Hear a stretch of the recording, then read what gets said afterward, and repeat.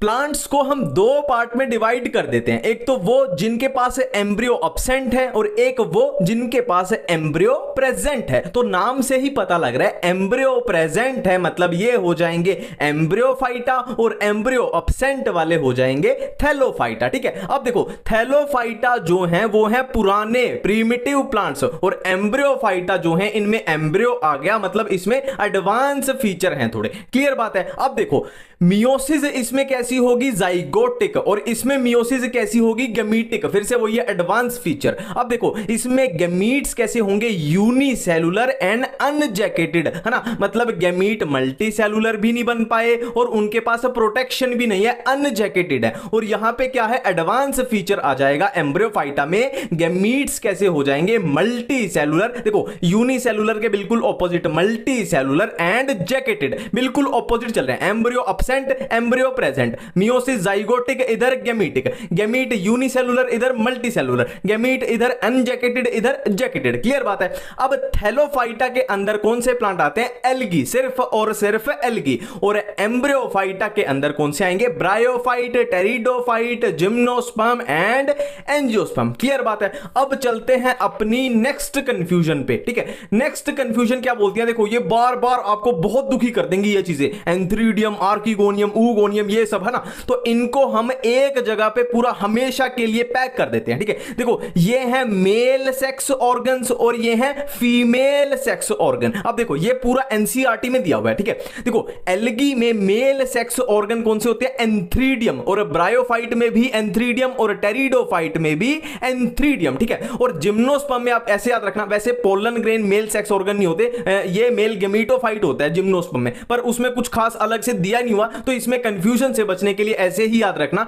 कि जिम्नोस्पर्म में male sex organ pollen grain, और एंजियोस्पर्म में तो हमें पता ही है, प्लस 2 में अपना चैप्टर है ना, एंड्रोइशियम, गाइनोइशियम, मोर्फो में भी आ जाता है ये, है ना। और फीमेल सेक्स ऑर्गन की बात करें तो एल्गी में ऊगोनियम, ब्रायोफाइट में आर्किगोनियम, टेरिडोफाइट में भी आर्किगोनियम, जिम्नोस्पर्म में भी आर्किगोनियम, और एंजियोस्पर्म में क्या है, आर्किगोनियम खत्म हो गया, इसमें क्या आ गया, गाइनोइशियम। एंजियोस्पर्म के तो हमें पता ही है, इसके तो बहुत सारे चैप्टरों में भी आता है ना, एंड्रोइशियम, गाइनोइशियम, ये वाला। ठीक है, ये कंफ्यूजन बिल्कुल क्लियर है। ठीक है, अब देखो एक नेक्स्ट कंफ्यूजन की बात करते हैं। देखो किसी भी प्लांट में क्या होता है, एक गैमीटोफाइट होता है और एक स्पोरोफाइट होता है। ठीक है, अब इसके नाम में ही आ रहा है गैमीटोफाइट, तो गैमीटोफाइट क्या करेगा, गैमीट की फॉर्मेशन करेगा। तो गैमीटोफाइट कैसा होता है, हैप्लॉइड स्ट्रक्चर होती है। क्लियर है इतनी बात। एक होता है स्पोरोफाइट, अब इसके नाम में यार है स्पोरो, मतलब ये स्पोर की फॉर्मेशन करेगा। तो ये कैसी स्ट्रक्चर होती है, डिप्लॉइड स्ट्रक्चर। अब देखो हम लाइफ साइकिल प्लांट की कैसे बताते हैं, देखो फॉर एग्जांपल कोई भी एक प्लांट है, उसमें गैमीटोफाइट जो है वो डोमिनेंट है। गैमीटोफाइट क्या है, डोमिनेंट है, और स्पोरोफाइट लगभग ना के बराबर है। तो गैमीटोफाइट डोमिनेंट मतलब उसमें हैप्लॉइड वाला पार्ट डोमिनेंट है, तो उसकी लाइफ साइकिल कैसी हो जाएगी, हैप्लोन्टिक। क्लियर है। अब मैं एक नेक्स्ट एग्जांपल बताता हूं कि एक ऐसा प्लांट है जिसमें गैमीटोफाइट जो है वो डोमिनेंट है और स्पोरोफाइट बोल सकते हैं एक तरीके से रिसेसिव है, थोड़ा सा पार्ट है। तो उसमें डोमिनेंट क्या है, हैप्लॉइड पार्ट, और थोड़ा सा पार्ट क्या है, ये डिप्लॉइड का। तो वो हो जाएगा हैप्लोडिप्लोन्टिक। हमने हैप्लो पहले क्यों लिखा, क्योंकि हैप्लॉइड पार्ट डोमिनेंट है। अब मैं एक और एग्जांपल देखता हूं कि एक प्लांट में स्पोरोफाइट जो है वो डोमिनेंट है और रिसेसिव मतलब छोटा सा पार्ट किसका है, गैमीटोफाइट का। तो वो क्या हो जाएगा, डिप्लोहैप्लोन्टिक। ठीक है, अगर मैं एक और एग्जांपल आपको दूं कि एक ऐसा प्लांट है जिसमें स्पोरोफाइट यानी डिप्लॉइड फेज पूरे तरीके से डोमिनेंट है और गैमीटोफाइट क्या है, बिल्कुल ना के बराबर है। ठीक है, वो क्या हो जाएगा, डिप्लोन्टिक लाइफ साइकिल। अब देखो एल्गी में कैसी लाइफ साइकिल होती है, हैप्लोन्टिक। ब्रायोफाइट में कैसी होती है, हैप्लोडिप्लोन्टिक। टेरिडोफाइट में कैसी होती है, डिप्लोहैप्लोन्टिक। पर यहां पे ध्यान रखेंगे एनसीईआरटी में टेरिडोफाइट में भी हैप्लोडिप्लोन्टिक ही लिखी गई है। ठीक है, और जिम्नोस्पर्म एंड एंजियोस्पर्म में कैसी होगी, डिप्लोन्टिक। ठीक है, ये टेंशन मत लो, ये हम दोबारा से एक बार रिवाइज करेंगे। ठीक है, दोबारा से करेंगे। देखो पहले एल्गी में मैंने कैसे बताई, एल्गी में लाइफ साइकिल कैसी होगी, हैप्लोन्टिक, क्योंकि उसमें पूरे तरीके से गैमीटोफाइट जो है वो डोमिनेंट है ना। जो स्पोरोफाइट है वो बिल्कुल ना के बराबर है। ठीक है, अब हम चलते हैं अपने, देखो एल्गी का अपना क्लियर हो गया, अब हम चलते हैं अपनी बेसिक कंफ्यूजन्स की तरफ। बेसिक कंफ्यूजन्स की तरफ देखो, ये है ब्रायोफाइट, ये है टेरिडोफाइट, ये है जिम्नोस्पर्म, ये है एंजियोस्पर्म। तो सबसे पहले बात कर लेते हैं लाइफ साइकिल की। देखो एल्गी की लाइफ साइकिल हम कर चुके हैं कैसी, हैप्लोन्टिक। अब करते हैं ब्रायोफाइट की। देखो ब्रायोफाइट में गैमीट गैमीटोफाइट जो है वो डोमिनेंट होता है और स्पोरोफाइट का छोटा सा पार्ट होता है। तो लाइफ साइकिल हैप्लोडिप्लोइडिक, टेरिडोफाइट में स्पोरोफाइट होगा डोमिनेंट और एक गैमीटोफाइट का छोटा पार्ट होगा, तो क्या हो जाएगी डिप्लोहैप्लॉन्टिक। पर एनसीईआरटी में क्या दी हुई है हैप्लोडिप्लोइडिक। और जिम्नोस्पर्म और एंजियोस्पर्म में क्या है स्पोरोफाइट डोमिनेंट है और गैमीटोफाइट ना के बराबर, तो लाइफ साइकिल हो जाएगी डिप्लोइडिक। ये बेसिक कंफ्यूजन क्लियर है, ठीक है। अब देखो सबसे पहले करते हैं कि किस प्लांट में क्या पहली बार आया। देखो एल्गी का तो इसमें नहीं है, एल्गी का हम जो नेक्स्ट वीडियो आएगी ना जो याद करने वाली उसका पूरा पार्ट उसी में कवर होगा। अब ये ब्रायोफाइट, टेरिडोफाइट, जिम्नोस्पर्म, एंजियोस्पर्म, सबसे पहले देखते हैं कि किसमें क्या पहली बार आया। ब्रायोफाइट में एम्ब्रियो पहली बार आया और ये हमने किस बेस पे बोला, देखो एम्ब्रियोफाइट यहां बने थे, यहां पे तो एम्ब्रियो अब्सेंट था, एम्ब्रियो यहां पे था, तो सबसे पहले ब्रायोफाइट में एम्ब्रियो प्रेजेंट हुआ, सबसे पहले ब्रायोफाइट में एम्ब्रियो आया, ठीक है। क्लियर बात है, बिल्कुल क्लियर बात है। अब टेरिडोफाइटा में सबसे पहली बार क्या आया वेस्कुलेचर, वेस्कुलेचर सबसे पहले किसमें आया टेरिडोफाइटा में। और true root stem leaves 5 star लगा लो, ट्रू रूट स्टेम लीव्स सबसे पहले किसमें आए टेरिडोफाइटा में, बिल्कुल क्लियर बात है, ठीक है। अब जिम्नोस्पर्म की बात करें तो इसमें सबसे पहली बार क्या आया सीड, सीड सबसे पहली बार आया जिम्नोस्पर्म में। देखो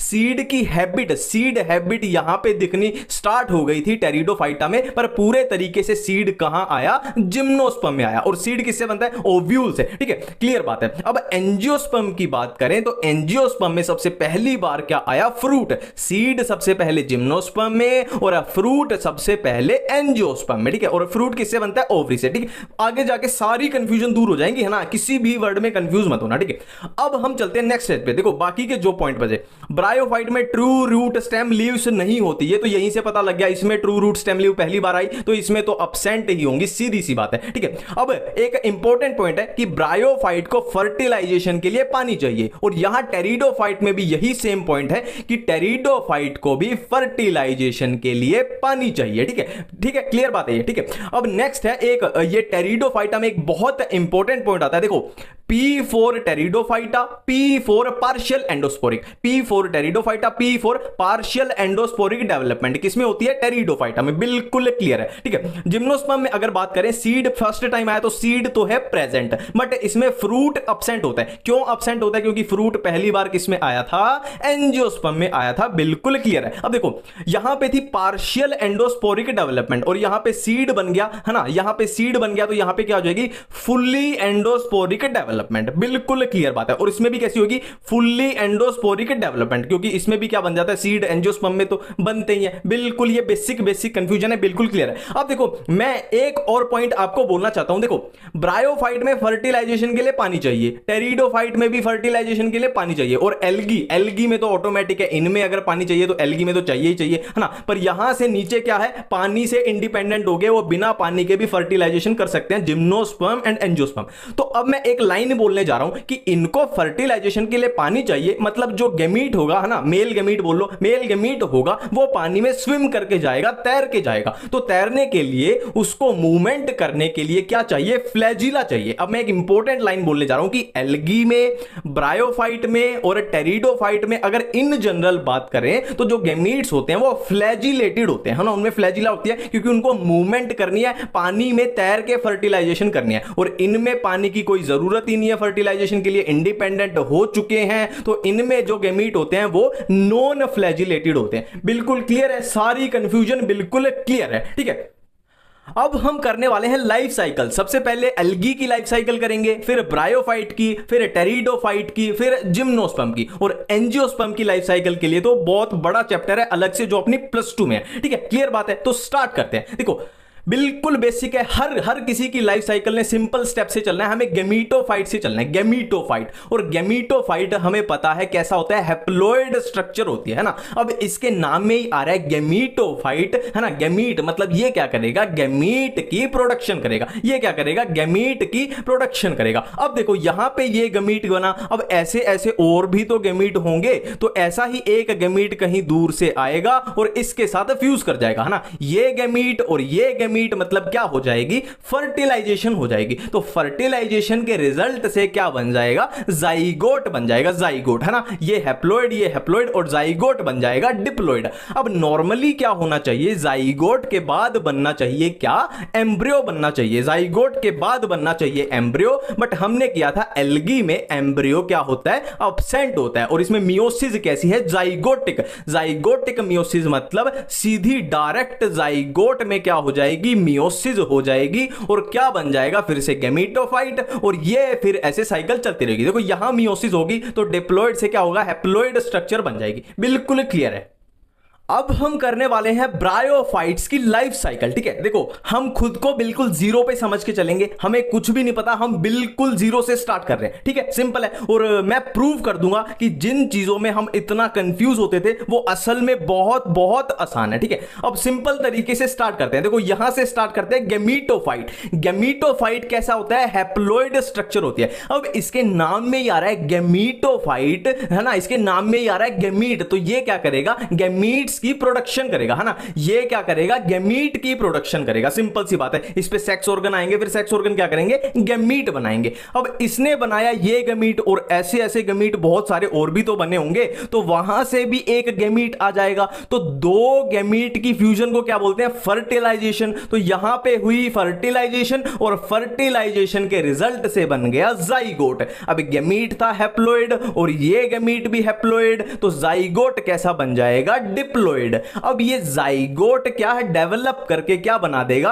स्पोरोफाइट बना देगा। ठीक है, अब ये डिप्लॉइड था तो ये भी डिप्लॉइड रहेगा। देखो जब तक अब मियोसिस नहीं हो जाती तो डिप्लॉइड स्ट्रक्चर डिप्लॉइड ही रहेगी। ठीक है, मियोसिस होने तक ये डिप्लॉइड ही रहेगी। ठीक है, ये स्पोरोफाइट बन गया अपने पास डिप्लॉइड। अब स्पोरोफाइट के अंदर क्या होती हैं, स्पोर मदर सेल्स। स्पोरोफाइट के अंदर होती हैं स्पोर मदर सेल्स, जो कि होती हैं डिप्लॉइड। अब स्पोर मदर सेल क्या करेंगी, मियोसिस करेंगी। स्पोर मदर सेल डिप्लॉइड थी तो ये मियोसिस करेंगी, तो डिप्लॉइड से बन जाएंगे हैप्लॉइड। हैप्लॉइड क्या बन जाएंगे, स्पोर्स। इसका नाम ही था स्पोर मदर सेल। तो स्पोर मदर सेल क्या बना देगी, स्पोर्स बना देगी, और ये स्पोर्स आगे क्या करेंगे, ग्रो करके क्या बना देंगे, है ना, स्पोर आगे ग्रो करके बना देंगे गैमीटोफाइट, और ये साइकिल ऐसे ही चलती रहेगी। ठीक है, अब यहां पे एक इंपॉर्टेंट चीज आती है, कुछ इंपॉर्टेंट चीजें आती हैं जो मैं आपको बिल्कुल क्लियर कर देता हूं कि sporophyte depends on gametophyte.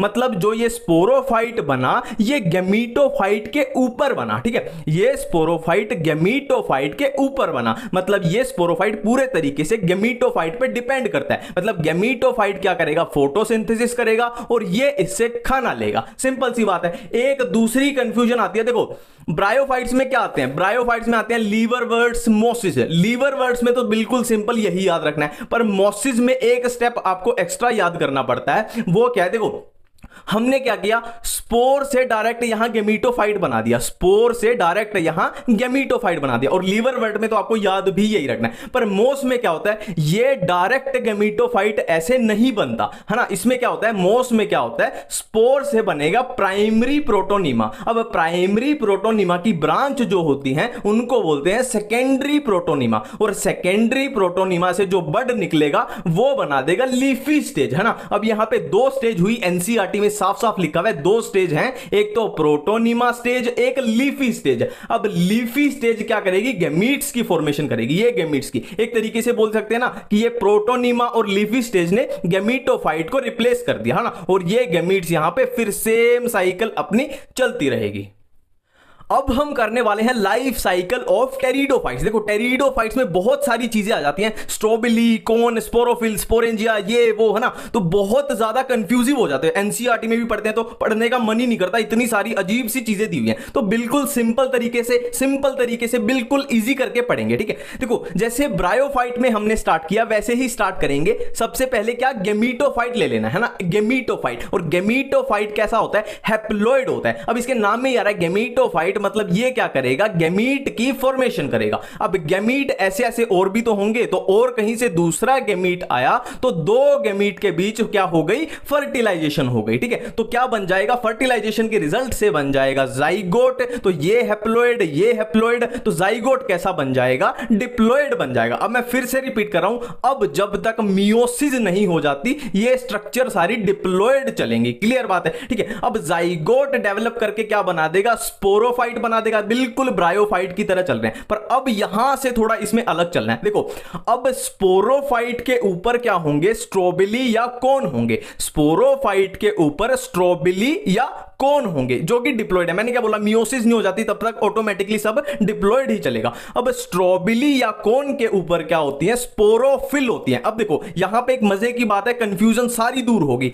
Fill का मतलब होता है, फिल का मतलब होता है लीव्स, फिल का क्लोरोफिल है ना, फिल का मतलब होता है लीव्स, और स्पोरो मतलब स्पोर, मतलब ऐसी लीव्स जिन पे स्पोर्स प्रेजेंट होते हैं उसको बोलते हैं स्पोरोफिल। बिल्कुल फ्लो है। स्पोरोफाइट पे होंगे स्ट्रोबिली या कोन, स्ट्रोबिली या कोन में होंगी स्पोरोफिल, और स्पोरोफिल में होंगे स्पोरेंजिया, और स्पोरेंजिया में होंगे स्पोर मदर सेल। अब स्पोर मदर सेल क्या करेंगी, मियोसिस करेंगी। अब ये मियोसिस करके क्या बना देंगी, स्पोर्स बना देंगी, और फिर क्या आ गया, बिल्कुल ब्रायोफाइट की तरह। और यहां पे एक इंपॉर्टेंट पॉइंट 5 स्टार लगा लेना कि टेरिडोफाइट के गैमीटोफाइट को क्या बोलते हैं, प्रोथैलस बोलते हैं, प्रोथैलस। ठीक है, अब देखो टेरिडोफाइट के बारे में कुछ मजे की बातें कर लेते हैं जो एनसीईआरटी में दी हुई है। देखो, हमने ब्रायोफाइट में क्या किया था कि जो स्पोरोफाइट था वो गैमीटोफाइट पे डिपेंड कर रहा था, मतलब ये अपना खाना खुद नहीं बना पा रहा था, ये इससे खाना ले रहा था। गैमीटोफाइट क्या कर रहा था, फोटोसिंथेसिस कर रहा था। पर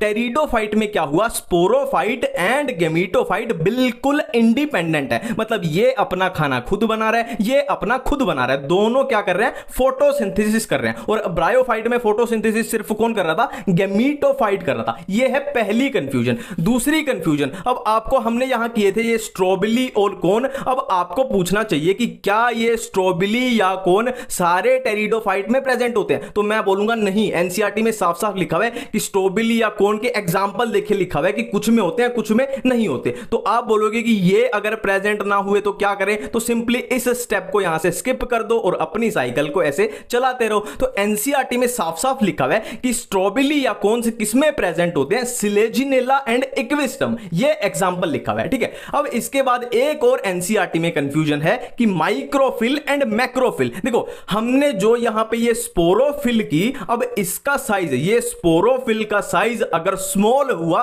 तो उसको बोल देंगे माइक्रोफिल, और इसका साइज अगर लार्ज हुआ तो उसको बोल देंगे मैक्रोफिल। माइक्रोफिल क्या किसमें होती है, सिलेजिनेला में, और मैक्रोफिल होती है फर्न में। ठीक है, अब एक नेक्स्ट कंफ्यूजन है ये होमोस्पोरस हेटेरोस्पोरस। ये क्या है, देखो यहां पे जो ये स्पोर्स बने, यहां पे ये स्पोर्स बने, या तो क्या होगा, होमोस्पोरस मतलब है या मेल और फीमेल स्पोर हैं जो वो बिल्कुल सेम साइज के हैं, है ना, सेम साइज के हैं, तो ये किसमें होंगे, मेजॉरिटी ऑफ टेरिडोफाइट्स में। और अगर मेल जो स्पोर बने, मेल और फीमेल स्पोर अलग अलग साइज के हों तो क्या हो जाएंगे, हेटेरोस्पोरस। ये किसमें होते हैं, सिलेजिनेला एंड साल्विनिया। अब हेटेरोस्पोरस में खास बात क्या हुई, ये एक एडवांस फीचर है। हमने किस बेस पे बोला कि हेटेरोस्पोरस एक एडवांस फीचर है, तो वो देखते हैं, थोड़ा सीड हैबिट के बारे में देखते हैं। अब देखो हेटेरोस्पोरस की खास बात देखते हैं। देखो हमने क्या देखा था कि स्पोर आगे जाके क्या बना रहा था, गैमीटोफाइट बना रहा था, स्पोर आगे जाके गैमीटोफाइट बना रहा था। क्लियर बात है। अब देखो हेटेरोस्पोरस मतलब दो अलग अलग साइज के स्पोर, एक बड़ा स्पोर होगा मतलब लार्ज साइज का, उसको बोल देंगे मीगा स्पोर, और एक होगा छोटे साइज का, स्मॉल साइज का, जिसको बोल देंगे माइक्रोस्पोर। तो हमने देखा स्पोर जाके क्या बना रहा है, गैमीटोफाइट, तो मीगा स्पोर बना देगा फीमेल गैमीटोफाइट, और माइक्रोस्पोर बना देगा मेल गैमीटोफाइट। ठीक है, अब यहां पे एक important, very important, very very important बात क्या है कि जो फीमेल गैमीटोफाइट है, देखो टेरिडोफाइट में नॉर्मली क्या होता है, गैमीटोफाइट और स्पोरोफाइट इंडिपेंडेंट होते हैं, इंडिपेंडेंट। पर यहां पे एक मजे की बात क्या आ गई, क्योंकि जो फीमेल गैमीटोफाइट है वो स्पोरोफाइट पे रह जाएगा, फीमेल गैमीटोफाइट स्पोरोफाइट स्पोरोफाइट पे रह जाएगा, है ना। और क्या है, ये स्पोरोफाइट से अपना फूड लेगा। अब फीमेल गेमीटोफाइट में क्या होंगे, फीमेल गेमीट बनेंगे, और कहीं बाहर से मेल गेमीट आएगा तो जाइगोट बनेगा। अब जाइगोट को जो न्यूट्रिशन मिल रही है वो कहां से मिल रही है, वो स्पोरोफाइट से मिल रही है। मतलब गेमीटोफाइट को इतनी मेहनत नहीं करनी पड़ रही, और इसी को बोलते हैं क्या, सीड हैबिट। सीड हैबिट, ऐसे ऐसे सीड बनेगा। क्लियर बात है, बिल्कुल क्लियर बात है। अब देखो, ब्रायोफाइट और टेरिडोफाइट के बीच में छोटी छोटी कंफ्यूजन होती है, जिनको 1 मिनट में दूर कर लेते हैं। देखो, मेन प्लांट बॉडी ब्रायोफाइट में मेन प्लांट बॉडी कौन सी, गेमीटोफाइट, और टेरिडोफाइट में मेन प्लांट बॉडी स्पोरोफाइट। और लाइफ साइकिल की बात करें तो हैप्लोडिप्लॉन्टिक हैप्लोडिप्लॉन्टिक। देखो, वैसे टेक्निकली टेरिडोफाइट में मेन प्लांट बॉडी स्पोरोफाइट है, तो होना तो चाहिए डिप्लोहैप्लोन्टिक, पर एनसीईआरटी में ऐसे ही दिया हुआ है हैप्लोडिप्लॉन्टिक हैप्लोडिप्लॉन्टिक, ठीक है। और फोटोसिंथेसिस की बात करें तो हमने ऑलरेडी बात कर ली थी कि ब्रायोफाइट में सिर्फ गेमीटोफाइट फोटोसिंथेसिस करता है, क्योंकि स्पोरोफाइट इस पे डिपेंड होता है, तो स्पोरोफाइट अपना खाना खुद नहीं बनाता। और टेरिडोफाइट में क्या था, स्पोरोफाइट और गेमीटोफाइट क्या थे, इंडिपेंडेंट थे। मतलब उन दोनों को अपना अपना खाना बनाना पड़ेगा, मतलब दोनों फोटोसिंथेसिस करते हैं। अब हम करने वाले हैं लाइफ साइकिल ऑफ जिम्नोस्पर्म। देखो, एक बात मैं बिल्कुल क्लियरली बता दूं कि जिम्नोस्पर्म वाले पोर्शन में वीडियो को 2x पे बिल्कुल भी मत देखना, है ना। बिल्कुल एक एक वर्ड को बिल्कुल आसानी से आराम से सुनना है, ठीक है। देखो, सबसे पहले कौन से प्लांट होते हैं यहां पे, एल्गी। एल्गी में अब कुछ एडवांस फीचर आए तो बन गए ब्रायोफाइटा, ब्रायोफाइटा में कुछ एडवांस फीचर आए तो बन गए टेरिडोफाइटा, टेरिडोफाइटा में एडवांस फीचर आए तो जिम्नोस्पर्म, और जिम्नोस्पर्म में एडवांस फीचर आए तो एंजियो, ठीक है। अब देखो, ब्रायोफाइटा में जो स्पोर्स बनते हैं वो होमोस्पोरस होते हैं, मतलब मेल स्पोर और फीमेल स्पोर दोनों बिल्कुल सेम होते हैं, ठीक है। और टेरिडोफाइटा में अगर मेजॉरिटी ऑफ टेरिडोफाइटा की बात करें तो होमोस्पोरस होते हैं, सेम साइज के, ठीक है।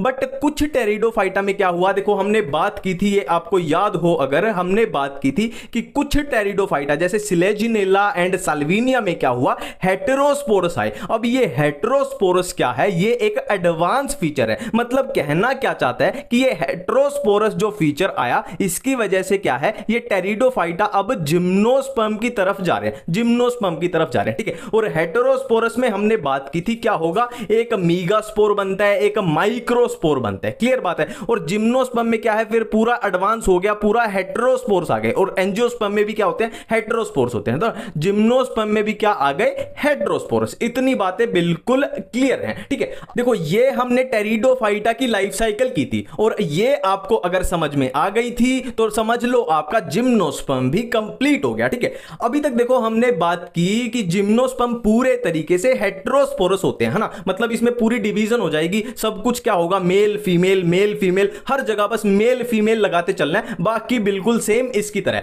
जैसे यहां पे कोन थे तो जिम्नोस्पर्म पे क्या हो जाएंगे, male cone and female cone. अब नेक्स्ट देखो, कोन में क्या थे, स्पोरोफिल, तो यहां क्या हो जाएंगे, देखो मेल वाले को हमेशा माइक्रो बोलना है और फीमेल वाले को मीगा, है ना। देखो, टेरिडोफाइट में क्या थे, कोन में थे स्पोरोफिल, तो जिम्नोस्पर्म में क्या हो जाएंगे, मेल कोन में हो जाएंगे माइक्रोस्पोरोफिल, और फीमेल कोन में हो जाएंगे मीगास्पोरोफिल, है ना। अब टेरिडोफाइटा में क्या था, स्पोरोफिल में थे स्पोरेंजिया, तो जिम्नोस्पर्म में क्या हो जाएगा, जो मेल स्पोरोफिल में क्या हो जाएंगे, माइक्रोस्पोरोफिल में क्या हो जाएंगे, माइक्रोस्पोरेंजिया, और मीगास्पोरोफिल में क्या हो जाएंगे, मीगास्पोरेंजिया। और यहां पे एक बात ध्यान देंगे, मीगास्पोरेंजिया को बोलते हैं ओव्यूल, और ओव्यूल फर्स्ट टाइम कहां पे बना, अब जिम्नोस्पर्म में, क्लियर बात है, ठीक है। अब यहां पे हम पहुंच चुके हैं क्या, माइक्रोस्पोरेंजिया और मीगास्पोरेंजिया पे। तो माइक्रोस्पोरेंजिया की स्पोर मदर सेल बना देंगी क्या, माइक्रोस्पोर, और मीगास्पोरेंजिया की स्पोर मदर सेल बना देंगी मीगास्पोर्स। बिल्कुल क्लियर है, कुछ नहीं है, बिल्कुल ऐसे ही है, मेल फीमेल, मेल में लगा दो माइक्रो और फीमेल में लगा दो मीगा, क्लियर बात है। अब स्पोर बन गए, कैसे कैसे बन गए, माइक्रोस्पोर बन गए, मीगास्पोर बन गए। अब माइक्रोस्पोर आगे जाके बना देंगे मेल गेमीटोफाइट, और मीगास्पोर आगे जाके बना देंगे फीमेल गेमीटोफाइट। अब यहां एक बात पे ध्यान देना है कि मेल गेमीटोफाइट को जिम्नोस्पर्म में बोलते हैं पोलन ग्रेन। बिल्कुल क्लियर है, इतनी बातें बिल्कुल क्लियर है ना, पूरा क्लियर है, ठीक है। अब देखो, हमने ये टेरिडोफाइट में बात की थी, ये सीड हैबिट की बात की थी, पर मैंने यहां पे हैबिट को काट दिया, बस सीड को रखा है। क्यों रखा है, क्योंकि कुछ इसी तरीके से, बिल्कुल सेम इस तरीके से जिम्नोस्पर्म में फॉलो होगा, है ना। टेरिडोफाइट ब्रायोफाइट में एक दो में हुआ था ना ये फॉलो, पर जिम्नोस्पर्म में सब में ये फॉलो होगा कि हेटेरोस्पोरस कंडीशन है, मेगास्पोर बनेंगे, माइक्रोस्पोर बनेंगे, मेगास्पोर बना देगा फीमेल गेमीटोफाइट, माइक्रोस्पोर बना देगा मेल गेमीटोफाइट, और फीमेल गेमीटोफाइट कहां, स्पोरोफाइट पे रह जाएगा, और फिर क्या है जो जाइगोट एम्ब्रियो वो डेवलपमेंट होगी फीमेल गेमीटोफाइट के अंदर होगी, तो कंप्लीटली एंडोस्पोरिक कंडीशन, और इसी से बनता है सीड। बिल्कुल क्लियर है, ठीक है। और अभी जो बचा एंजियोस्पर्म, तो एंजियोस्पर्म के लिए तो अलग से बहुत बड़े बड़े चैप्टर है, morphology, sexual reproduction in flowering plant, हम उनमें पढ़ते हैं, ठीक है। मिलते हैं नेक्स्ट पार्ट में, thank you. Plant kingdom chapter का पार्ट 2 करने जा रहे हैं, और बिल्कुल आराम से चलेंगे, एक एक वर्ड पे बिल्कुल ध्यान देना है, बिल्कुल मजा आ जाएगा, ठीक है, मजा आ जाएगा, मेरी गारंटी है, ठीक है। तो देखो प्लांट्स की जो अर्लीस्ट क्लासिफिकेशन थी वो किसने की, एरिस्टोटल अंकल ने की, है ना, एरिस्टोटल अंकल ने की कि मैंने प्लांट को भाई डिवाइड कर दिया है हर्ब में, श्रब में और ट्री में, ठीक है। पर यहां क्या हुआ, एरिस्टोटल अंकल के बाद एक दूसरे अंकल आए जिनका नाम था लिनियस, उन्होंने बोला कि अंकल जी आप बिल्कुल गलत बता रहे हो, मैं बताता हूं प्लांट को कैसे क्लासिफाई करना है। अब देखो लिनियस अंकल ने जो प्लांट्स की क्लासिफिकेशन की उसको बोला गया आर्टिफिशियल क्लासिफिकेशन सिस्टम, ठीक है। तो पहला क्वेश्चन तो यही बन गया कि आर्टिफिशियल क्लासिफिकेशन सिस्टम किसने दिया था, लिनियस अंकल ने, ठीक है, पहला क्वेश्चन। अब ठीक है आगे चलते हैं। अब जल्दबाजी में लिनियस अंकल भी यहां पे एक क्लासिफिकेशन करने में एक गलती कर गए। अब वो गलती कौन सी है, लिनियस अंकल ने क्या किया, vegetative character and sexual character को इक्वल इंपॉर्टेंस दे दी, और ये बहुत बड़ी गलती है। अब ये गलती क्यों है, देखो एक एग्जांपल देखते हैं। देखो एक 7 फुट का बॉडी बिल्डर है, मान लो, है ना, 7 फुट का बॉडी बिल्डर है ना। अब उसका जो बच्चा पैदा होगा तो आप बताओ कि कितने चांस है कि उसका बच्चा भी बॉडी बिल्डर पैदा हो, ठीक है। बिल्कुल भी कोई भी चांस नहीं है, क्योंकि बॉडी बिल्डिंग एक वेजिटेटिव कैरेक्टर है ना, एक तरीके से उसने सेक्सुअल कैरेक्टर नहीं है, उसने एक्वायर किया है दुनिया में आगे, ठीक है। और उसका बच्चा, ठीक है, 7 फुट का बॉडी बिल्डर है, उसका बच्चा भी लंबा हो, हाइट में लंबा हो, इसके कितने चांसेस है, इसके बहुत अच्छे चांसेस हैं, क्योंकि हाइट क्या है, हाइट एक सेक्सुअल कैरेक्टर है, एक जेनेटिक कैरेक्टर है ना, वो क्या होता है आगे आगे जनरेशन में पास हो सकता है, ठीक है। तो इस तरीके से कुछ होता है, ठीक है। अब देखो दूसरा क्लासिफिकेशन सिस्टम, इसको सुधारने के लिए, अब लिनियस अंकल को सुधारने के लिए 2 साइंटिस्ट आए, बेंथम एंड हुकर। इन्होंने बोला कि अंकल आप ये क्या कर रहे हो, इतनी बड़ी गलती कर रहे हो। तो उन्होंने क्या किया, उन्होंने सेक्सुअल कैरेक्टर्स को वेजिटेटिव कैरेक्टर से ज्यादा इंपॉर्टेंस दी, और इस सिस्टम को बोला गया नेचुरल क्लासिफिकेशन, ठीक है। बहुत सारे क्वेश्चन बन गए। नेचुरल क्लासिफिकेशन सिस्टम किसने दिया, बेंथम एंड हुकर में। आर्टिफिशियल किसने दिया, लिनियस ने। और ये कैरेक्टर किसमें किसको इंपॉर्टेंस दी गई ये हम ऑलरेडी कर चुके हैं। बिल्कुल एक एक बात क्लियर है, ठीक है।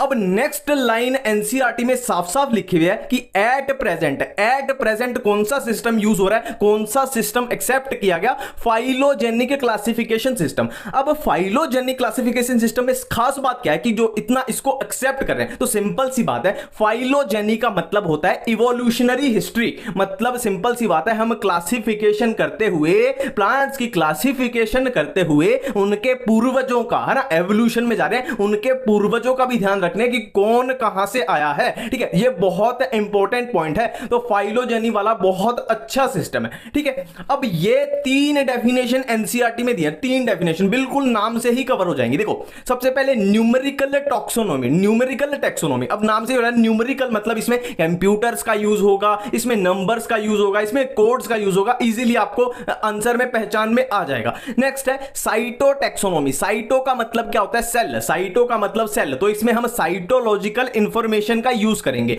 जैसे कि chromosome number, chromosome structure, chromosome behaviour, ठीक है। नेक्स्ट है कीमो टैक्सोनॉमी, नाम में ही आ रहा है कीमो मतलब केमिकल, तो यूज ऑफ केमिकल कॉन्स्टिट्यूएंट, और ये तो सिंपल सी बात है ना। अब आप पूछोगे केमिकल किसका, तो हम चैप्टर कौन सा पढ़ रहे हैं, प्लांट किंगडम, तो केमिकल किसका होगा, प्लांट्स के होंगे, क्रोमोसोम किसके, प्लांट्स के होंगे, ये तो अंडरस्टूड है, ठीक है, बिल्कुल क्लियर है। अब आगे बढ़ते हैं। देखो प्लांट्स अब कौन से हमारे पास, एल्गी है, ब्रायोफाइट्स है, टेरिडोफाइट्स है, जिम्नोस्पर्म है और एंजियोस्पर्म है, बिल्कुल क्लियर है, ठीक है। अब एक एक करके करेंगे, सबसे पहले एल्गी, फिर ये, फिर ये, फिर ये, फिर लास्ट में एंजियोस्पर्म। और एंजियोस्पर्म को हम इस चैप्टर में नहीं पढ़ते, क्योंकि एंजियोस्पर्म के लिए बहुत बड़े बड़े चैप्टर जैसे morphology, anatomy, sexual reproduction in flowering plant, जो भी फ्लावरिंग प्लांट वाले चैप्टर हैं वो एंजियोस्पर्म के अलग से बड़े बड़े चैप्टर है, वहां पे पढ़ते हैं। इस चैप्टर में हम पढ़ते हैं एल्गी से लेके जिम्नोस्पर्म तक। बिल्कुल क्लियर है? तो एल्गी के साथ अब हम एल्गी के साथ स्टार्ट करने जा रहे हैं। एल्गी की इंट्रोडक्शन, एल्गी की इंट्रोडक्शन एनसीईआरटी में क्या दी हुई है? देखो एल्गी क्या होती है? क्लोरोफिल बियरिंग होती है। सिंपल सी बात है, हमें पता है कि एल्गी एक तरीके का प्लांट है, तो प्लांट है तो उसमें क्लोरोफिल होगा, इसमें कोई बड़ी बात है ही नहीं। और एल्गी की बॉडी कैसी होती है? थैलोइड होती है। थैलोइड का मतलब है ना इसमें रूट होती है, ना इसमें स्टेम होती है, ना इसमें लीव्स होती है। थैलोइड है ना, मतलब कुछ भी नहीं है, हाथ पैर इसके कुछ भी नहीं है। नेक्स्ट पॉइंट है एल्गी क्या होती है? ऑटोट्रोफिक होती है। तो क्लोरोफिल है और इनमें क्या है? फोटोसिंथेसिस होती है। तो सिंपल सी बात है, प्लांट है तो ऑटोट्रोफिक तो होगा ही, है ना।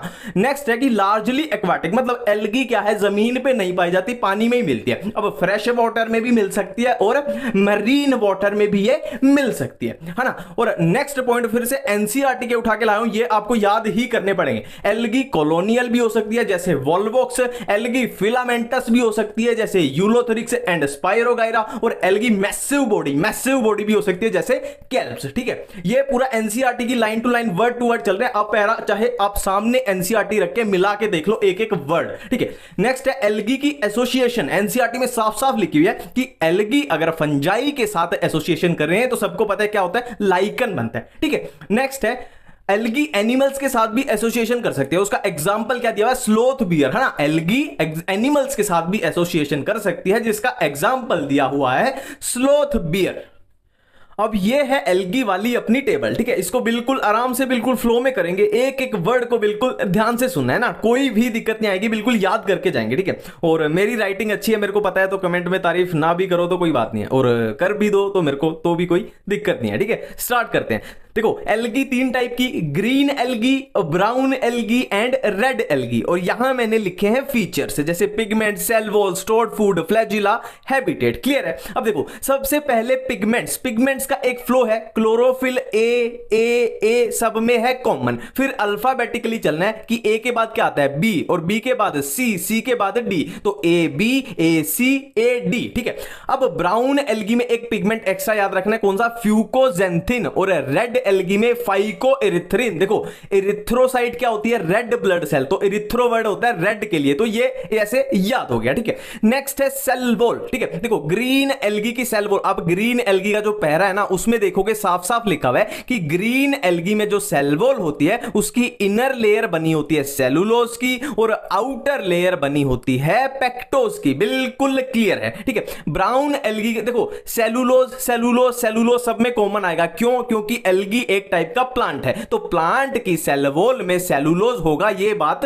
कॉमन सेंस की है। ठीक है, तो इसमें आ जाएगा आउटर लेयर पेक्टोज, और ब्राउन एल्गी में सेलुलोज के साथ क्या याद रखना है? एल्गिन याद रखना है ना। अब यहां पे कंफ्यूजन होगी, रेड एल्गी में होता है पेक्टिन और ब्राउन एल्गी में होता है एल्गिन। अब इन दोनों में हम जनरली क्या होता है आप देखना कंफ्यूज हो जाते हैं कि किसमें क्या था। तो सिंपल सा है, देखो अल्फाबेटिकल भी याद रख सकते हो, ए बी, है ना। ब्राउन एल्गी में होगा एल्गिन, सिंपल सी बात है। रेड एल्गी में क्या है? पेक्टिन, और एक और याद रखना है, देखो P for pectin, P for polysulphate ester. Clear बात है बिल्कुल। नेक्स्ट चलते हैं स्टोर्ड फूड। ग्रीन एल्गी में बिल्कुल नॉर्मल प्लांट जैसे स्टार्च होगा स्टोर्ड फूड। ठीक है, और ब्राउन एल्गी देखो लेमिनेरिया किसमें होता है? ब्राउन एल्गी में, तो लेमिनेरिन इससे याद आ गया, और एक मैनीटोल, है ना, एक मैनीटोल। अब देखो फ्लावर कैसे कलर के होते हैं?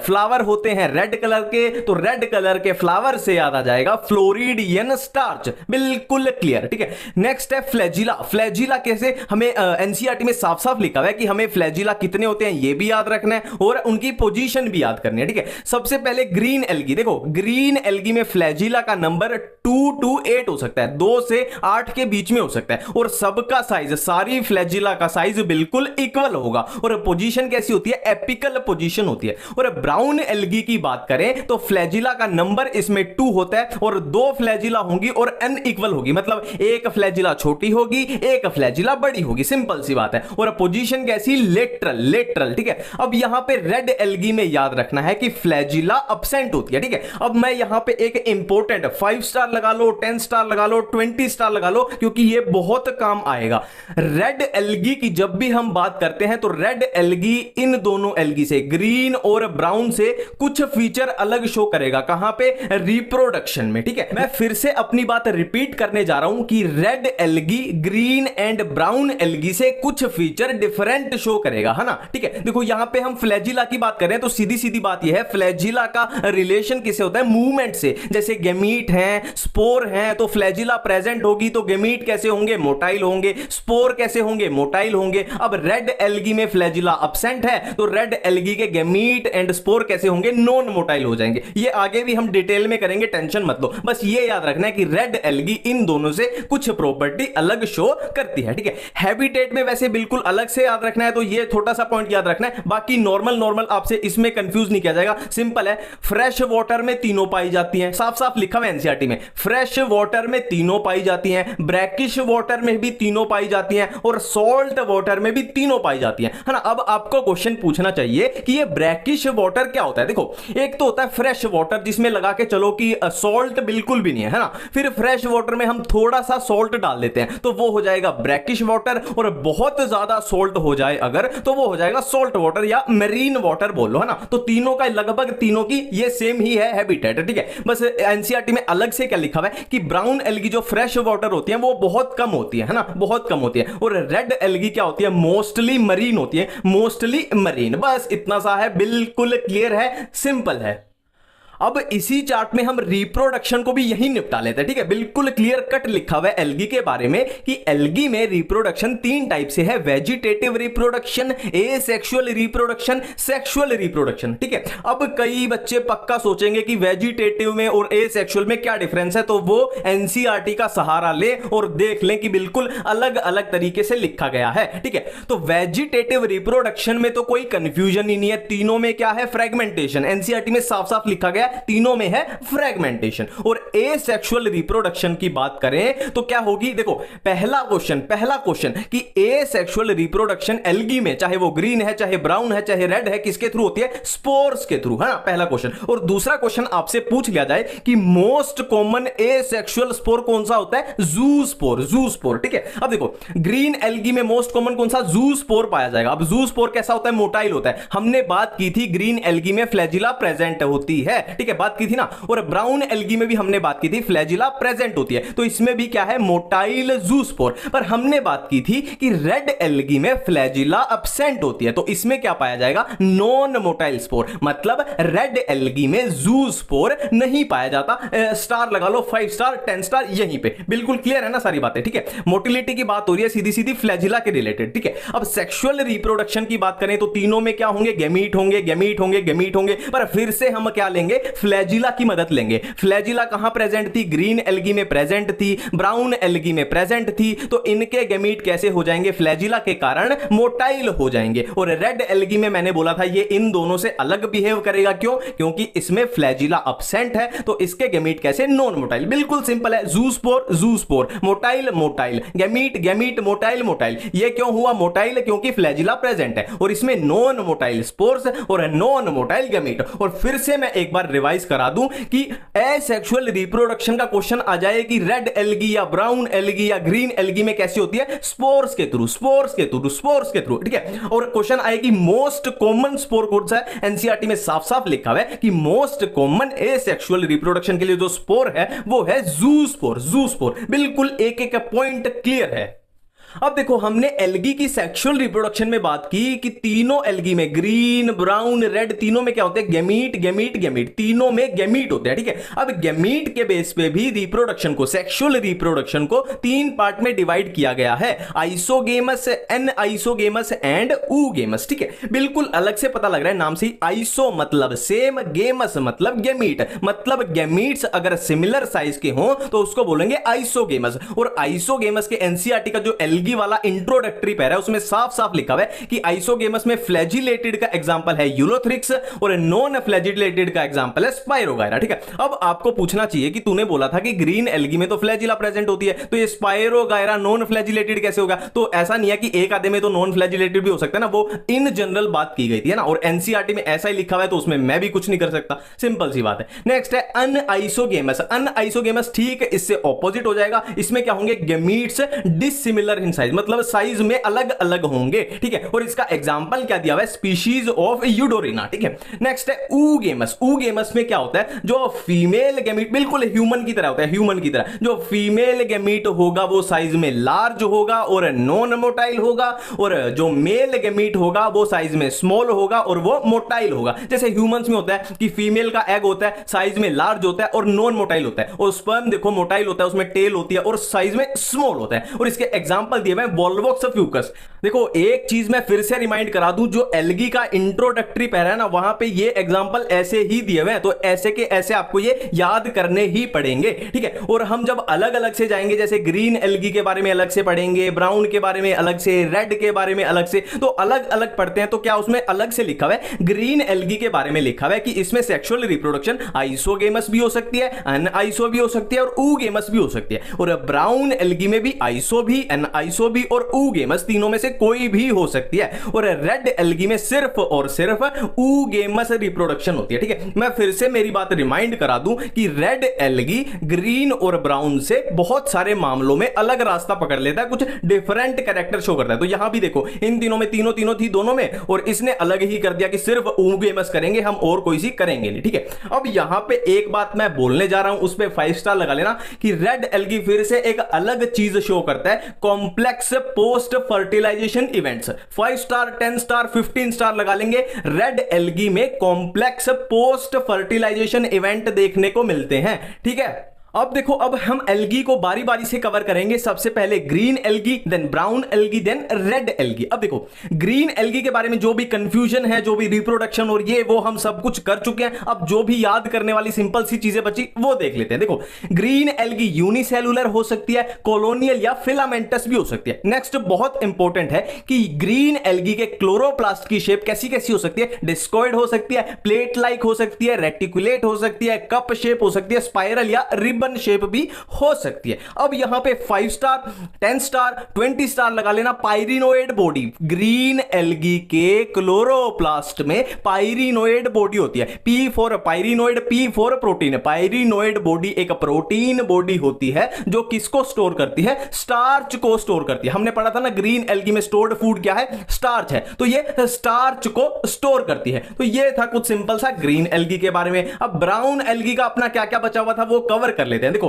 ब्राउन एल्गी का ना साइज और शेप है ना बहुत रेंज ज्यादा होती है, मतलब छोटे छोटे भी होते हैं और बहुत बड़े भी हो सकते हैं। जैसे सिंपल ब्रांच भी हो सकते हैं, जैसे एक्टोकार्पस हो गया, और प्रोफ्यूजली ब्रांच मतलब बहुत फैल गया, जैसे कैल्प्स हो गया। ये 100 मीटर तक जा सकता है। ये 100 मीटर याद रखना, एनसीईआरटी में लिखा हुआ है, ठीक है। अब इनके कलर की बात करें तो olive green to brown shades इनका कलर हो सकता है। और कहां कहां पे कितना कितना होगा तो ये किस पे डिपेंड करेगा, पिगमेंट की, पिगमेंट कितना प्रेजेंट है, ज़ैंथोफिल एंड फ्यूकोज़ैंथिन कितना प्रेजेंट है, उस पे डिपेंड करेगी कलर की रेंज, ठीक है। अब ब्राउन एल्गी में प्लांट बॉडी में 3 पार्ट होते हैं, hold fast, stipe and front. अब इसको बिल्कुल भी मत रटना कि ये क्या होता है, ये क्या होता है, ये क्या होता है। सिंपल है, इसको मैंगो ट्री से रिप्लेस कर दो, मैंगो ट्री से रिप्लेस कर दो। अब मैंगो ट्री में जो रूट्स होती हैं वो क्या हो जाएगी, होल्ड फास्ट।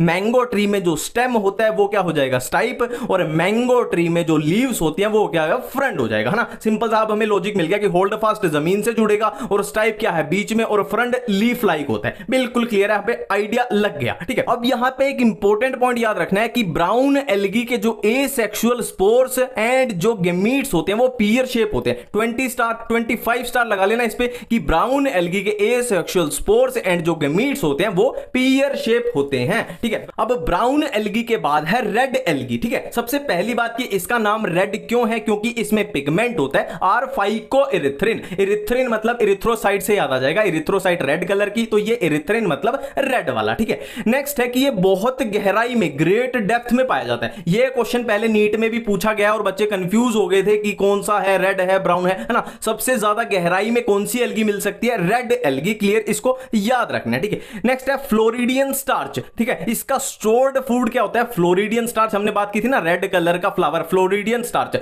अब यहां पे एक लाइन लिखी गई है कि फ्लोरिडियन स्टार्च की जो स्ट्रक्चर स्ट्रक्चर होती है वो बिल्कुल सिमिलर होती है किसके, अमाइलोपेक्टिन एंड ग्लाइकोजन के बिल्कुल सिमिलर होती है। बिल्कुल क्लियर है एक एक पॉइंट। अब चलते हैं आगे। नेक्स्ट है यूज ऑफ एल्गी। अब मिला जुला के हम सारी एल्गी का यूज कर रहे हैं, है ना, ग्रीन ब्राउन रेड सबका मिला जुला के है ये यूज, एक अलग से पहरा है एनसीईआरटी में, ठीक है। सबसे पहला यूज है half of the total CO2 fixation. Algae पूरी ग्लोब की जो half of the total CO2 fixation है वो करती है, और कैसे करती है, फोटोसिंथेसिस करके, सिंपल सी बात है। नेक्स्ट पॉइंट है फूड फॉर एक्वाटिक एनिमल्स। देखो एल्गी जो है वो कहां पे होती है ना, समुद्र में होती है। मान लो समुद्र में है तो समुद्र में जो एनिमल्स हैं एक्वाटिक एनिमल्स वो एल्गी को खाएंगे भी तो, है ना, तो उनके लिए फूड का काम आ रही है, सिंपल सी बात है। नेक्स्ट है ये एनसीईआरटी की लाइन है, इसको याद रखना है, पोर्फाइरा लेमिनेरिया सार्गेसम, ये क्या है, among 70 species of marine algae जो फूड के जैसे यूज होती है।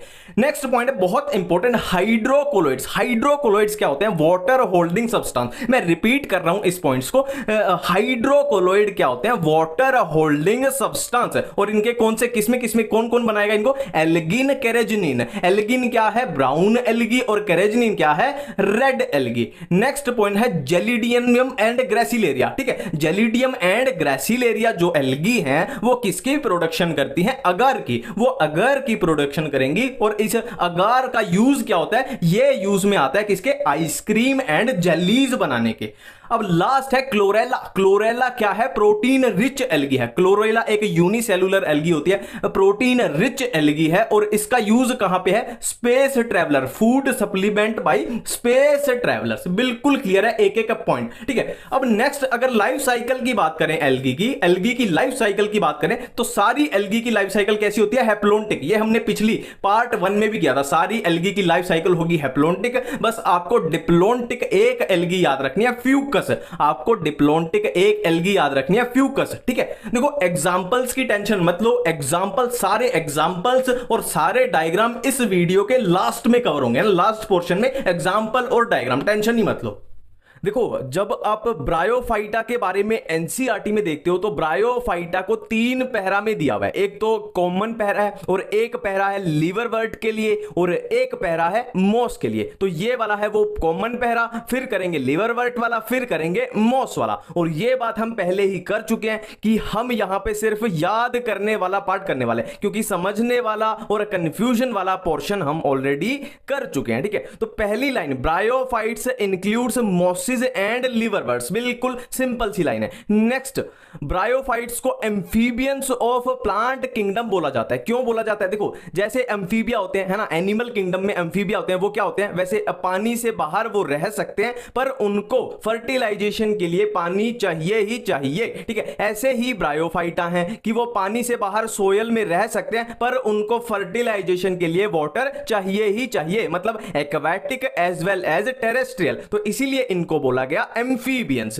क्लियर बात है। नेक्स्ट पॉइंट, ब्रायोफाइटा का इंपॉर्टेंट रोल होता है किसमें, प्लांट सक्सेशन में। और एनसीईआरटी में साफ साफ लाइन लिखी हुई है कहां पे, bare rock and soil. Simple सी बात है, सक्सेशन तो वही होगा ना, बेयर रॉक एंड सोयल पे होगा, ठीक है। क्लियर है बिल्कुल। अब देखो नेक्स्ट लाइन, देखो ब्रायोफाइटा में true root stem leaves absent होते हैं, और ये बात हम पिछली वीडियो में कर चुके हैं ना, true root stem leaves absent होते हैं। बट एनसीईआरटी में साफ साफ लिखा गया है कि इसमें root like, stem like, leaf like structures present होती हैं, ठीक है। नेक्स्ट लाइन देखो, ब्रायोफाइटा जो होते हैं वो attached to substratum by unicellular और मल्टी सेलुलर राइजोइड्स, ठीक है। सबस्ट्रेटम लगा लो आप, जैसे जमीन ही लगा लो, जमीन से जुड़े हुए हैं किसके द्वारा, यूनिसेलुलर या मल्टी सेलुलर राइजोइड्स की हेल्प से। क्लियर है। नेक्स्ट है, bryophyta provide food for herbaceous mammals, birds and other animals. पूरी कंप्लीट एनसीईआरटी की लाइन टू लाइन चल रहे हैं, ठीक है। नेक्स्ट है मॉसिस। देखो यहां पे मॉसिस की बात की गई है, mosses along with lichen are the first to colonize rock. ये लाइन बहुत इंपॉर्टेंट है, 5 स्टार लगा लेना। Mosses along with lichen are the first to colonize rocks, simple सी बात है, ठीक है। नेक्स्ट है, mosses forms the dense mats, मतलब जो मॉस होते हैं एक तरह से जमीन पे जब उगते हैं तो एक मैट बना देते हैं, एक मैट जैसी स्ट्रक्चर बना देते हैं। और वो मैट का क्या फायदा होता है कि उससे जब बारिश आएगी तो सोयल इरोजन को ये डिक्रीज कर देगी मैट, है ना, सोयल इरोजन नहीं होनी चाहिए। तो ये इसका फायदा है ना। अब इसमें ब्रायोफाइट में एक बहुत ही सुपर हिट क्वेश्चन होता है, 10 स्टार लगा लेना, स्फेग्नम का। स्फेग्नम को क्या बोलते हैं? पीट मोस बोलते हैं, ठीक है। अब इसके फायदे क्या है? यूज्ड एज अ फ्यूल, और दूसरा packaging material for transshipment of living material. देखो इसकी वाटर होल्डिंग कैपेसिटी बहुत अच्छी होती है ना। तो जैसे कि लिविंग मटेरियल को हम किसी प्लांट को मान लो इंडिया से यूरोप में ट्रांसफर करना है, और वहां पे वो मतलब पानी वाले जहाज में है, तो 6 महीने बाद वहां पहुंचना है, तो 6 महीने तक उसको पानी कहां से मिलेगा? तो क्या करते हैं, उसके साथ में हम ये स्फेग्नम लगा देते हैं, तो इसकी वाटर होल्डिंग कैपेसिटी बहुत अच्छी है, तो ये धीरे धीरे धीरे उसको पानी देता रहेगा, ठीक है, कुछ इस तरीके से। अब ब्रायोफाइट का अपना कॉमन पहरा जो है वो कंप्लीट हो चुका है। अब हम करने वाले हैं लीवर वर्ड्स। मैं फिर से रिपीट कर रहा हूं कि जो समझने वाला या कंफ्यूजन वाला पार्ट है वो हम पार्ट 1 में कर चुके हैं, और इस पार्ट में हम कर रहे हैं याद करने वाले पार्ट, ठीक है। देखो लीवर वर्ड का एग्जांपल क्या दिया हुआ है? मर्केंशिया, बिल्कुल क्लियर है, ठीक है। अब लीवर वर्ड में फर्स्ट लाइन क्या बोलती है कि लीवर वर्ड में एसेक्सुअल रिप्रोडक्शन कैसी होती है? फ्रेगमेंटेशन एंड गैमा के थ्रू, फ्रेगमेंटेशन एंड गैमा के थ्रू, ठीक है। अब ये गैमा क्या होते हैं? देखो जी से याद कर लेना, जी फॉर ग्रीन। गैमा क्या होते हैं? Green multi cellular asexual birds. Asexual तो यहीं से आ गया ना, एसेक्सुअल बर्ड्स। और डेवलप कहां होते हैं? गैमा है तो गैमा कप्स में डेवलप होते हैं। तो एक तरह से बोल सकते हैं कि गैमा की फॉर्मेशन जो है एक तरह की बडिंग है, बडिंग के जैसे है, ठीक है। और क्या है? लीवर वर्ड का जो स्पोरोफाइट होता है वो डिफरेंशिएटेड होता है फूट सिट्टा कैप्सूल में, और कैप्सूल के अंदर बनते हैं स्पोर, ठीक है। बिल्कुल सेम लीवर बर्ड्स के जैसे ही हमें करना है किसमें? मोस में। बिल्कुल लगभग सेम है कि एसेक्सुअल रिप्रोडक्शन कैसे है? Fragmentation and budding in secondary protonema, ठीक है। अब प्रोटोनिमा क्या होता है हमने पार्ट 1 में किया था। अब देखो बिल्कुल सेम है, फ्रेगमेंटेशन एंड गैमा। गैमा भी एक तरह की क्या थी? बडिंग थी। तो fragmentation and budding. Sporophyte differentiated है फूट सिट्टा कैप्सूल। इसमें भी क्या था? स्पोरोफाइट फूट सिट्टा कैप्सूल, और कैप्सूल में बनते हैं स्पोर, इसमें भी कैप्सूल में बनते हैं स्पोर। अब एक खास बात याद रखनी है, देखो हम कंपैरिजन अब कर रहे हैं लीवर वर्ट और मोस की। जो मोस का स्पोरोफाइट होता है, मतलब मोस का sporophyte and spore dispersal method है, वो मोर इलेबोरेट है। मतलब कहने की बात यह है मोस लीवर वर्ट से थोड़े एडवांस है, मोर इलेबोरेट देन लीवर वर्ट, ठीक है। मैं फिर से रिपीट कर रहा हूं, मोस का स्पोरोफाइट एंड स्पोर डिस्पर्जेबल मेथड होते हैं जो, वो मोर इलेबोरेट या मोर एडवांस है किससे? लीवर वर्ट से। क्लियर है? अब हम आते हैं टेरिडोफाइट पे। टेरिडोफाइट में कुछ नहीं है, सारा जो भी एनसीईआरटी में दिया हम ऑलरेडी कवर कर चुके हैं, बस इतनी सी चीजें बची हैं जो हमारी कवर नहीं हुई हैं फर्स्ट पार्ट में, ठीक है। Pteridophytes includes horsetails and ferns, horsetails and ferns. Clear है? नेक्स्ट है pteridophyte used for medicines and soil binders. Clear है? एनसीईआरटी की line, pteridophyte frequently grow as ornamentals. इतनी सी चीजें आपको टेरिडोफाइट में याद करनी है, बाकी सारा अपना कवर हो चुका है, ठीक है।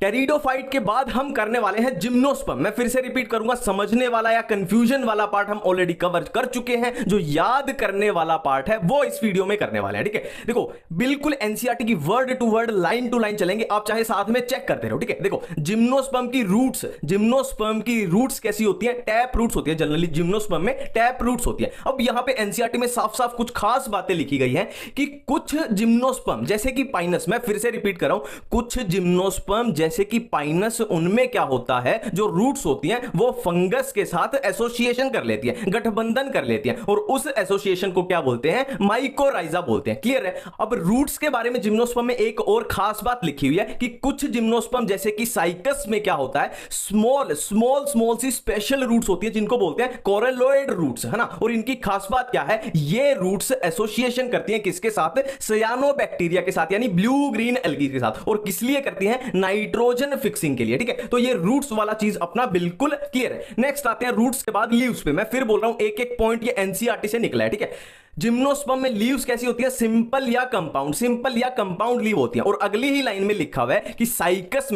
में कैसी लीव्स? पिन्नेट लीव्स होती हैं, ठीक है। अब इनकी लीव्स की खास बात क्या है? जिम्नोस्पर्म की लीव्स की खास बात क्या है कि वो एक्सट्रीम टेम्परेचर, एक्सट्रीम ह्यूमिडिटी और वाइंड को मतलब झेल सकती है, can withstand extreme temperature, humidity and wind. Clear बात है? नेक्स्ट लाइन है कि इन कॉनिफर्स जो लीव्स हैं वो नीडल लाइक होती है, और नीडल लाइक लीव होने से क्या होगा? सरफेस एरिया डिक्रीज हो जाएगा। और नेक्स्ट लाइन है thick cuticle and sunken stomata. दोबारा से रिपीट कर रहा हूं, thick cuticle and sunken stomata. अब इन दोनों का फायदा क्या है कि ये हेल्प करेंगी किसमें? रिड्यूस वाटर लॉस, मतलब पानी का लॉस नहीं होने देंगी, कम से कम पानी का लॉस होगा, ठीक है। अब नेक्स्ट लीव्स हो गई अपनी, रूट्स हो गई अपनी। अब नेक्स्ट है स्टेम। स्टेम के बारे में सिंपली लिखा हुआ है कि जिम्नोस्पर्म में स्टेम या तो अनब्रांच्ड होगी, एग्जांपल दिया हुआ है साइकस, या ब्रांच्ड होगी, एग्जांपल दिया हुआ है पाइनस एंड सेड्रस, ठीक है। अब नेक्स्ट देखो, हमने जिम्नो जिम्नोस्पर्म पे कौन किए थे, कौन या स्ट्रोबिली किए थे, ठीक है। अब यहां मजे की बात है, एनसीईआरटी में एग्जांपल दिया है, देखो पाइनस में क्या होता है, male and female cone same tree पे प्रेजेंट होते हैं, और साइकस में क्या होता है, male and female cone different tree पे होते हैं। बिल्कुल क्लियर है।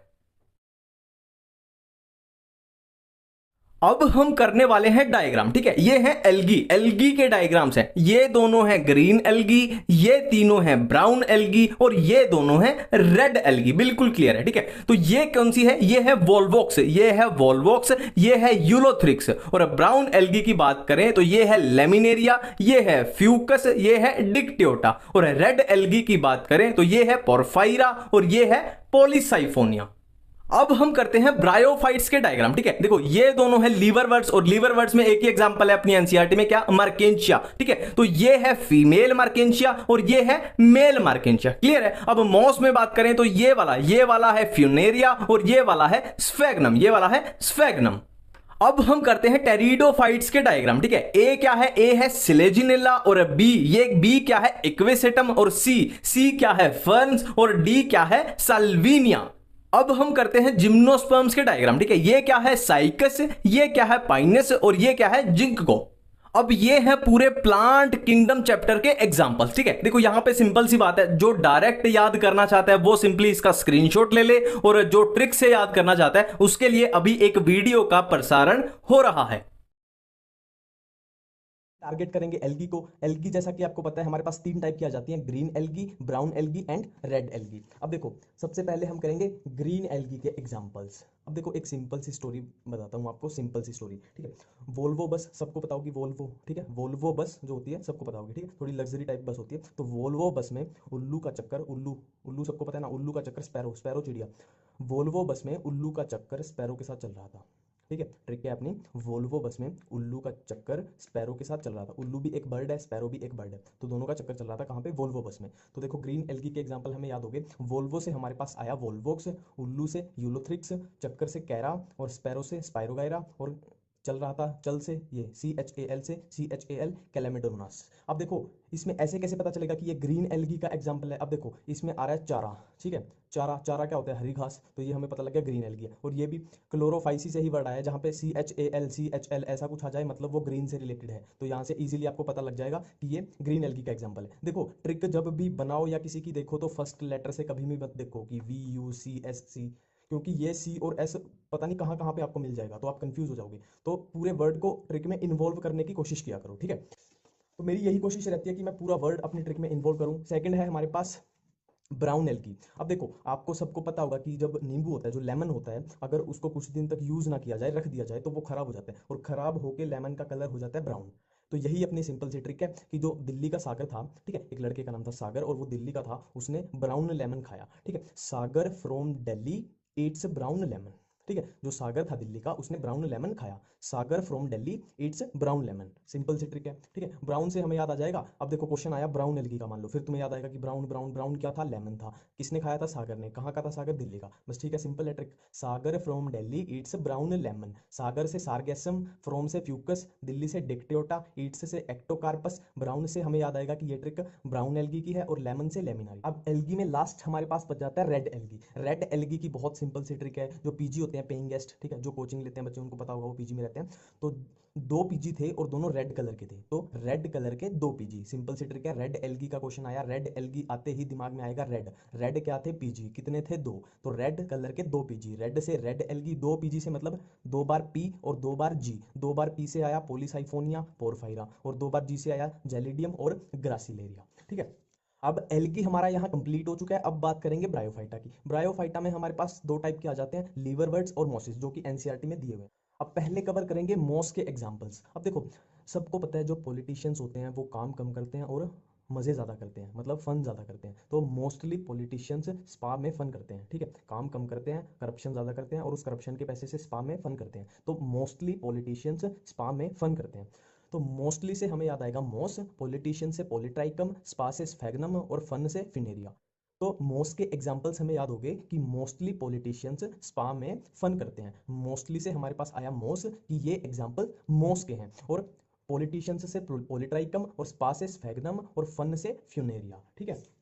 अब बात करते हैं ब्रायोफाइट में जो बचा लीवर वर्ड्स। अब देखो किसी भी आदमी का, किसी भी इंसान का अगर लीवर निकाल देंगे तो वो मर जाएगा। सिंपल सी बात है, किसी भी इंसान का लीवर एक ही होता है, किडनी दो होती है, कंफ्यूज मत होना। लीवर किसी इंसान का निकाल देंगे तो वो मर जाएगा। तो लीवर से आया लीवर वर्ड और मर से MER मर जाएगा, मतलब इसका लीवर वर्ड का एग्जाम्पल दिया हुआ है जो NCERT में, वो है मर्केंशिया। तो लीवर निकाल देंगे तो मर जाएगा, लीवर वर्ड से आया मर्केंशिया। ठीक है, अब हमारा ब्रायोफाइटा भी कंप्लीट हो चुका है जिसमें हमने किए मॉस और लीवर वर्ड्स। अब बारी आती है टेरिडोफाइटा की। अब देखो टेरिडोफाइटा में हमारे पास NCERT में 4 क्लासेस दी हुई हैं, साइलोप्सिडा, लाइकोप्सिडा, स्फिनोप्सिडा, टेरोप्सिडा, और उनके एग्जांपल्स गिवन हैं। अब जो आप सबसे बड़ी गलती टेरिडोफाइटा में करते हो वो करते हो कि आप इन क्लासेस के नाम याद करते रहते हो। देखो भाई, MCQ पेपर देना है तो इनका नाम मत याद करो। सब्जेक्टिव पेपर थोड़ी होना है कि आपको एग्जाम में आ जाएगा कि यार चारों क्लासेस के नाम लिखो, टेरिडोफाइटा की 4 क्लासेस के नाम लिखो। ऐसा क्वेश्चन पॉसिबल है ही नहीं MCQ में। MCQ की पॉसिबिलिटी सिर्फ एक ही बनती है कि पूछ लेंगे सिलेजिलेला बताओ कौन सी क्लास में था, ठीक है, एडियंटम बताओ कौन सी क्लास में था। तो हमें याद करने हैं, सिंपल सी बात है कि कौन सा एग्जाम्पल कौन सी क्लास में था। अब देखो आधे से ज्यादा तो इसमें नाम से ही याद हो जाएंगे। टेरिडोफाइटा में इसमें पी साइलेंट ही चलता है, जहां भी पी आ गया वहां साइलेंट ही चलेगा। अब देखो ये है साइलोप्सिडा, साइलो और ये साइलो, ठीक है। साइलोप्सिडा का एग्जांपल साइलोटम, इसमें कुछ याद नहीं करना है। नेक्स्ट आ जाओ लाइकोप्सिडा, लाइकोप्सिडा का लाइकोपोडियम कुछ याद नहीं करना है, तो साइलोटम कट गया, लाइकोपोडियम कट गया, ठीक है, ये अभी छोड़ दो, ये भी करेंगे, ठीक है। स्फिनोप्सिडा का इक्विसिटम, इसमें भी नाम से कुछ नहीं याद हो रहा तो इसको भी अभी करेंगे ट्रिक की हेल्प से। टेरोप्सिडा में देखो अब वही है, फिर पी साइलेंट चलेगा। टेरोप्सिडा ये आ गया टेरिस, ठीक है, ये टेरोप्सिडा और ये टेरिस, तो ये हो गया अपना, ये भी काट दो, ठीक है। और ये क्या है, ये नाम से ये भी टेरिस आ गया, तो टेरोप्सिडा का टेरिस, टेरिस ये भी कट गया। तो हमें याद करना है, इसमें कुछ नहीं याद करना, नाम से ही हो गया। इसमें याद करना है सिलेजिनेला, इसमें इसका एक ही एग्जांपल है याद करना है, और इसमें याद करना है एडियंटम। तो सबसे पहले करेंगे कि सिलेजिनेला को कैसे याद रखें। अब देखो सेलेना गोमेज सबको पता है, सेलेना गोमेज कौन है सबको पता है, तो मुझे वो पसंद है, आई लाइक सेलेना, ठीक है, आई लाइक सेलेना। अब देखो लाइक LYC लिखना है, तो LYC से इसमें सिर्फ एक ही क्लास है जो है लाइकोप्सिडा, LYC। लाइक सेलेना से हमारे पास आ जाएगा सिलेजिनेला। सिंपल है, आई लाइक सेलेना, लाइक से LYC से एक ही क्लास है, लाइकोपोडियम कुछ कंफ्यूजन नहीं है, सेलेना से सिलेजिनेला, सिंपल है, हो गया।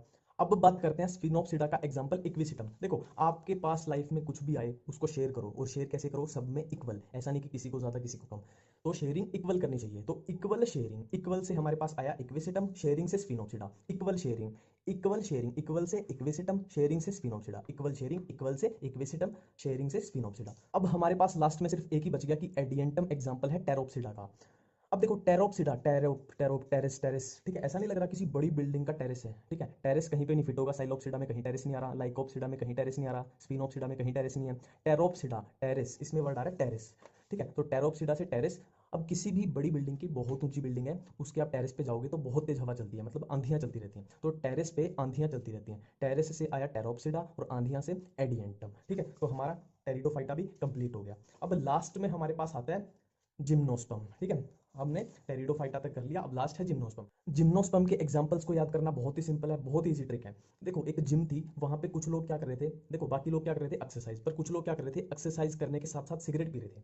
तो जिम वाले ने बोला कि जिनको सिगरेट पीनी है वो जिम से साइड में जाके पिए। कुछ लोग जिम में सिगरेट पी रहे थे, तो जिम वाले ने बोला जिनको सिगरेट पीनी है वो जिम से साइड में जाके पिए। तो जिनको सिगरेट पीनी है वो जिम से साइड में जाके पिए। जिम वाले ने क्या बोला, जो जिम में सिगरेट पी रहे थे उनको क्या बोला, जिनको सिगरेट पीनी है वो जिम से साइड में जाके पिए। अब जिनको से आया जिंक गो, सिगरेट से सी से साइकस हो गया, पीनी है PINE, ये याद आ जाएगा अपने आप ही, पाइनस। जिम से जिम्नोस्पर्म, मतलब ये जिम्नोस्पर्म की एग्जांपल है। और जिम से साइड, से सिक्वोया, और साइड से सेड्रस, ठीक है। NCERT का एक एक एग्जांपल कवर कर दिया, सिंपल सी ट्रिक है। जिम में लोग सिगरेट पी रहे थे, जिम वाले ने बोला कि जिनको सिगरेट पीनी है जिम से साइड में जाके पिए। जिनको जिंकगो, सिगरेट, साइकस, पीनी, पाइनस, जिम, जिम्नोस्पर्म, से सिक्वोया और साइड से सेड्रस, ठीक है।